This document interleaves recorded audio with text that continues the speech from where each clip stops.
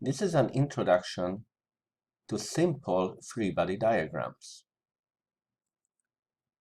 A free body diagram is a vector diagram representation of all forces acting on an object.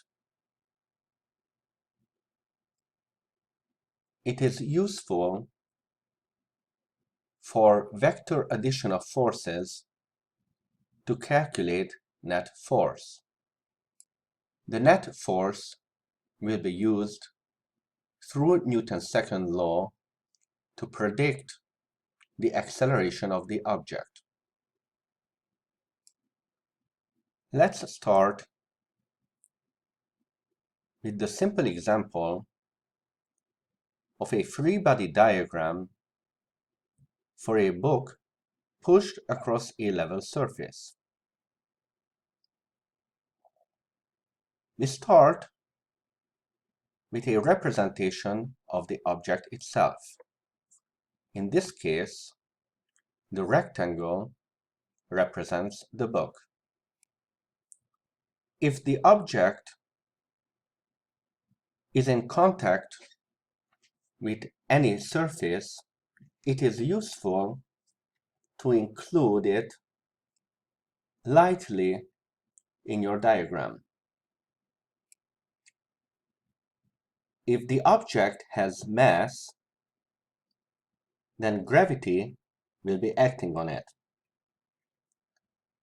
This should be drawn through the center of mass straight down. We will label this F sub g for force of gravity.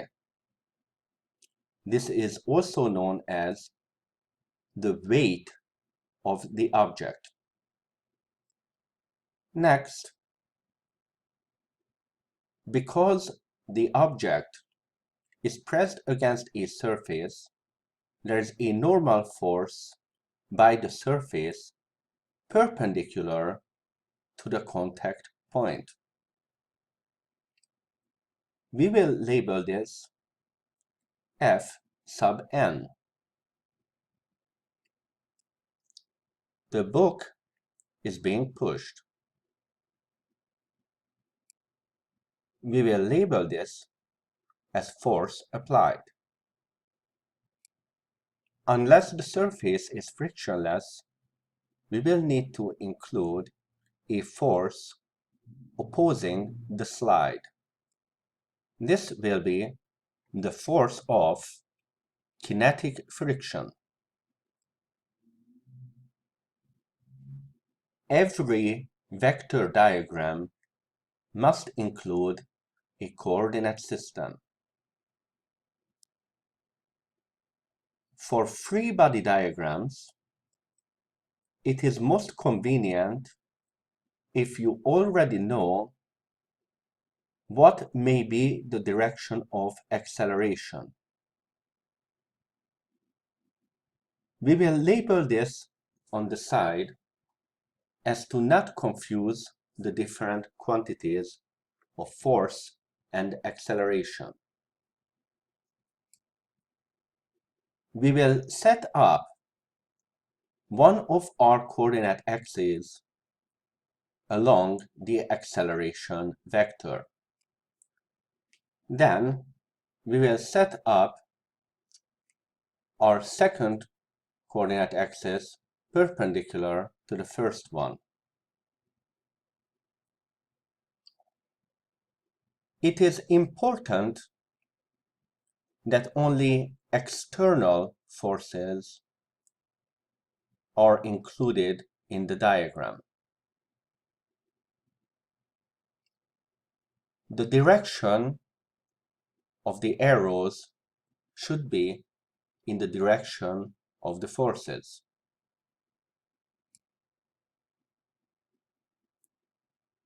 The forces should originate from where on the body they apply. The length of the arrows should be proportional to the magnitude of the force.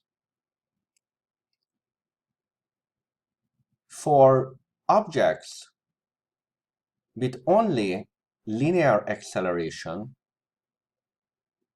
you can treat it as a point mass, and hence you do not need to put the force where they apply on the object, but you still need to label them in the direction that they apply.